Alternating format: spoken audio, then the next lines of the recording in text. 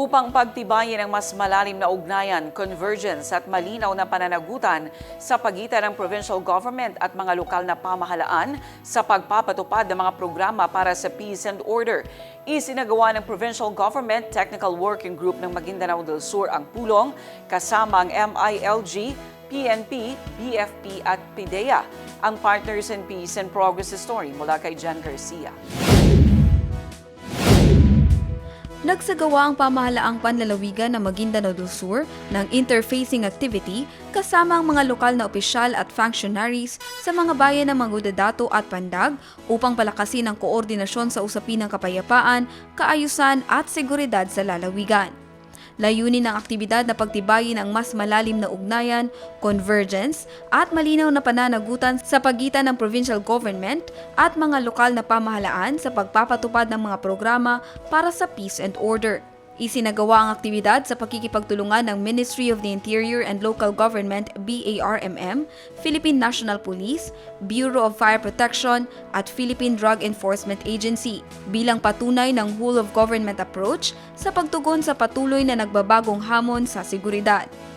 Naging mahalagang plataporma ang pulong para sa dialogo at pagsusuri ng kasalukuyang kalagayan ng seguridad sa mga nabanggit na bayan.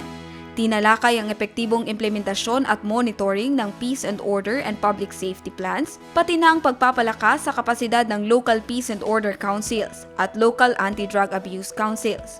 Kabilang sa mga naging resulta ng aktibidad, ang mas malinaw na delineation ng mga tungkulin at responsibilidad ng bawat antas ng pamahalaan, pagpapahusay ng reporting systems at pag-iwas sa duplication ng mga hakbang upang mas maging epesyente ang pagtugon sa mga operational gaps.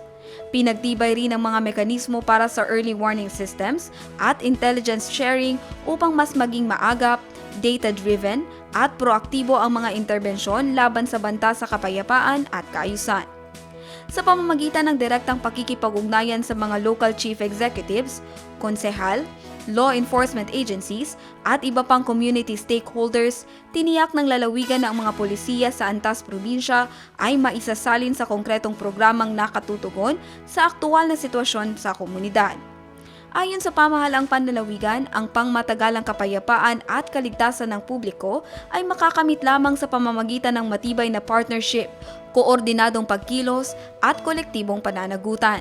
Nanatiling matatag ang pamahalaang panlalawigan ng Maguindanao del Sur sa pagsusulong ng mga komunidad na matatag, mapagmatyag at nakabatay sa mabuting pamamahala.